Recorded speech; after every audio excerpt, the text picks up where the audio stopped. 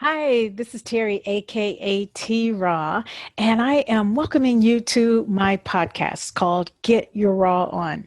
Now, that raw in the middle of that title not only refers to my lifestyle of eating primarily raw plant based foods, but it's also an acronym that stands for Reach and Win. What are you needing to reach and win for today? What are you looking to change in your life? A goal, a vision that you have. If I'm speaking to you, if you're developing some longer arms so that you can reach for that high fruit. Okay, instead of settling for that low hanging fruit on the tree of life, you're reaching for the higher stuff. If I'm talking to you, then you need to be on my podcast as a guest. You have a story to tell, you have a testimony, you have information that we could use, and we would love to hear from you. So if that is you, just contact me at Terry and that's Terry, Terri, at law-raw.com, Law, the dash sign, raw.com, or call or text me at 817-896-7679. And again, we would love to hear your story. Don't think that you have to have some grandiose story to tell, but what you have, no one else can take from you, and it's for you to share with everyone else. Also, you may perhaps have a product to sell, a product, a service, a business organization, event, or something like that that others need to know about, and contact me for that reason as well. And I would love to have you as a sponsor. Okay. And so again, just contact me at the same information, and I'll put that information at the end of the show as well. All right. So, on that note, let me just transition over to our guests for today. And for the next 10 minutes, you are going to be blessed by what you came to hear about. And today we are talking about the flu. It's the flu season. And so I have someone here as my guest who really to probably a lot of people don't need an introduction, and and if I were to try to read his bio, it would pretty much take up the whole time of this show. So I'll just say that because of this person, I have my testimony. Some of you may know that I dealt with a 12-year-long disease that went away in just 7 days after I was introduced to living superfoods, and I started eating that way 7 full days. All symptoms went away, and I then wrote a book. That's why my book is in existence, because of the testimony that I have of releasing that disease. And this person, Chef Kidi Awadu, has just like I say, a very, very long list of accolades and such, but he is a 30 plus year clinical researcher, over 16 years in the journaling broadcast industry, one of the pioneers of internet radio. And so he has a radio station, LIB Radio, and you can find him on libradio.net every single day. It was 6 days out of the week, and I'll let him give his information at the end. But Chef Kidi, welcome to the show today. Greetings to you, Terry. Thank you for the invitation, for a chance to set the record straight, to share some real facts on this thing called the flu season. It may be shocking to a lot of people, but we have the facts at hand. Yes, we do. And just to jump right in, because this is just a 15-minute broadcast, and for the next 10 minutes, I really want you to just give us all that you know, which is very hard for you to condense it all, I know, but in just the cliff notes of what exactly is this thing called the flu? What causes the flu? What exactly is a virus? Okay, let's begin first with the simple explanation. What is a virus? Many people have mythological concepts about what a virus is. Simple explanation: virus, simple strands of DNA covered by a double lipid protein sheath, meaning simple strands of DNA indicates it's fragmentary DNA. doesn't even have enough DNA, enough genetic material to be even called alive. So are viruses living? No, they are not. They do not have any structure. They cannot reproduce themselves. They cannot think, jump. They cannot distinguish one person or one class of people from another. Viruses, well, Dr. Laila Afrika, one of my dear friends, explains it, I think, very rationally and very simply. A virus is nothing but a piece of a dead, broken up cell. Cannot think, jump, act, react, or do anything else. Viruses are debris that your body has not gotten out. And so when we ask the further question, what causes the flu? It's widely perceived by most people that an infectious viral agent is the main cause of the flu and subsequent flu outbreaks across this country. In actuality, the facts state otherwise.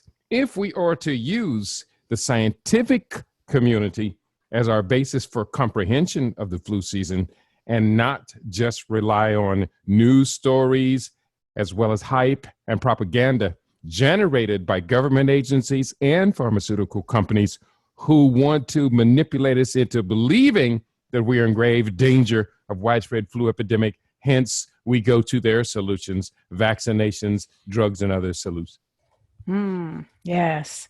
And manipulation, what an interesting word to use with the pharmaceutical industry. So help us to understand, because unless someone is living under a rock, they don't know that it's $1 trillion industry.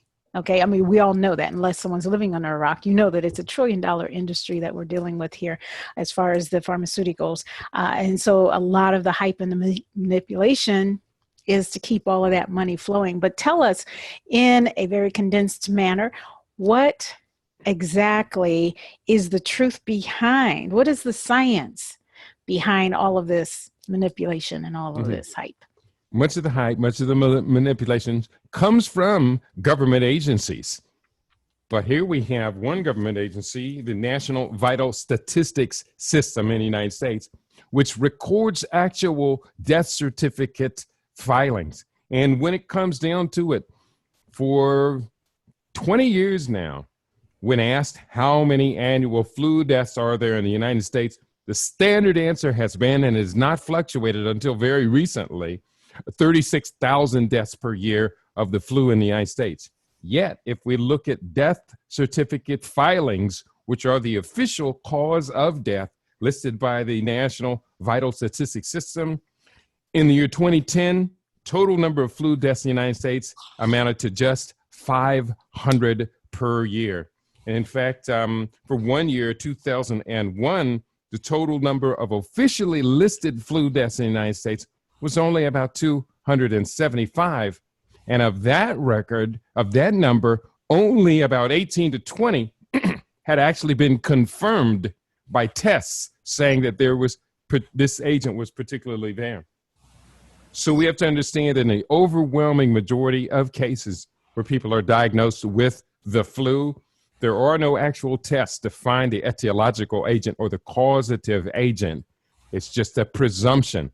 Problem is that flu symptoms are the same symptoms as a number of other conditions that occur around this time of the year. Most people who come down with the so-called flu really are just getting what are called rhinoviruses, just common cold viruses.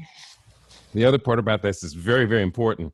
Of the people who do come down with the flu, it is estimated that only about 15 to 20%, 1 out of every 5 or 6, can be confirmed that it's the flu.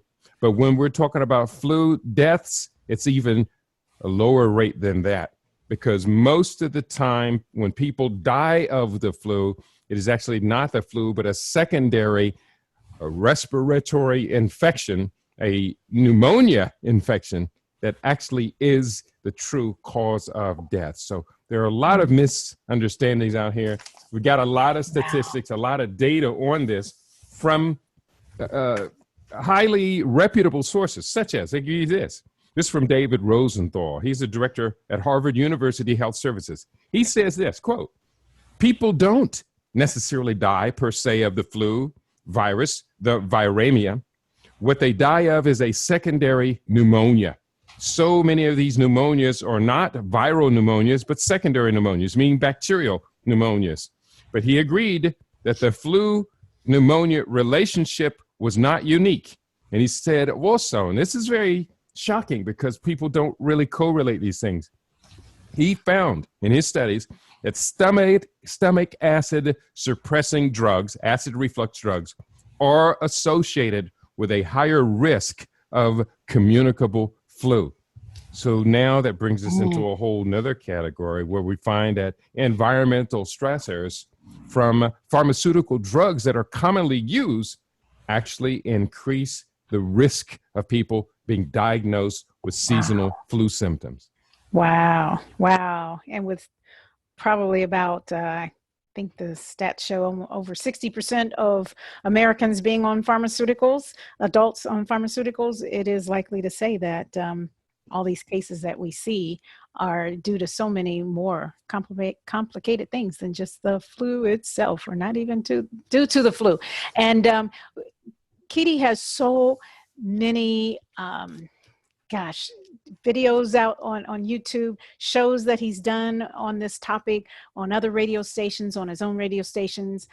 You just really have to go out there and listen. Find him, Chef Keaty, Keidi, Keaty Awadu, Awadu, and search.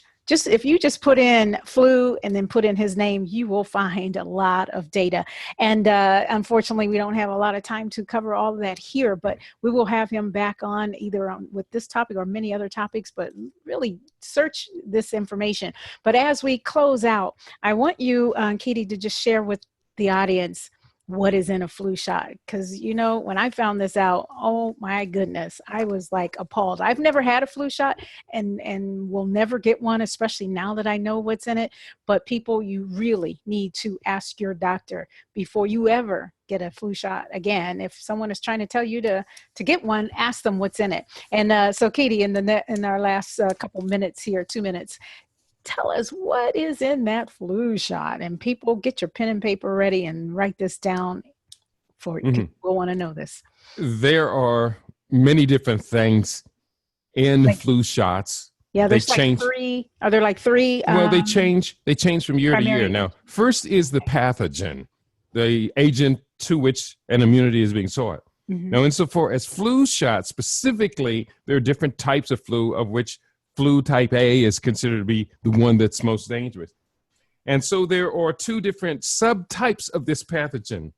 There is the H subtype and the N subtype. So if you look at them talking about this year's flu formula, they will talk about H1N1 or something like this. And that there are 18 different H subtypes and 11 different N subtypes. So if you're talking about combinations of them, you're talking about 18 times 11 possible different combinations, which is why you see this thing is unreliable. So first of all, you have the pathogen. The pathogen is presumed is dangerous. Second, to mass produce the flu shot, they have to culture the pathogen in a human cell-like substance to grow it in mass substance. So they use genetic material from 11 different species, rats and monkeys, ducks, chickens, pigs, horses, cows, even human diploid cells, which are cells from tissue from aborted fetuses. The third class is once they've grown this dangerous substance in this culture medium, they have to deactivate it. They can't just take this nasty, putrid substance and inject it directly into our and our children's blood vessels. So they use a whole class of deactivating stabilizing agents, which can include things like thimerosal, which contains mercury. They can use formaldehyde, acetone, a whole spectrum of antibiotics. Here's the problem. The pathogen is dangerous. The culture medium, if put directly onto our bodies, are dangerous. The stabilizing agents on their own are dangerous. If I hit you in the head with a hammer, stab you with a knife, and shoot you with a gun, each will individually hurt you. But in the case of vaccinations, they say if we combine them all, it's going to be good for you. So what is in a vaccine? A lot of different things that you didn't know about individually that could hurt you or hurt your children. Last point about the effectiveness of the vaccines. They've not been proven to shorten the duration of or make the flu less lasting. They're using one for children called Flu Mist, a nasal spray, which is now proven to be only at most 3% effective, meaning in 97% of the cases where children are being given the Flu Mist vaccine, it has no benefit at all. Yet it is still being publicized. Wow, that is just so appalling. Every time I hear this information, I learn something new. So I'm telling you folks, get the information under your belt before you get into, get drawn into this hype. And it's all over the news. Anytime from October to May, you're going to hear about it. And the way I look at it is that, how does this virus just know to come about during the months of October through May? It doesn't. It's not alive.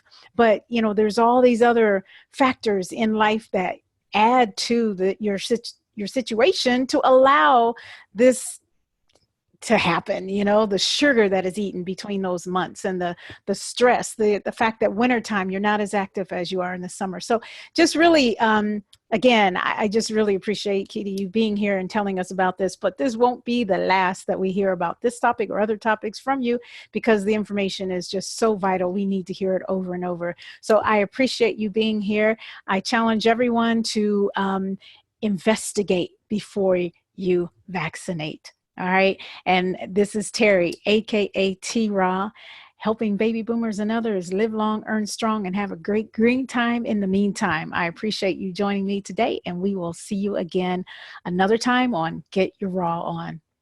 Bye-bye.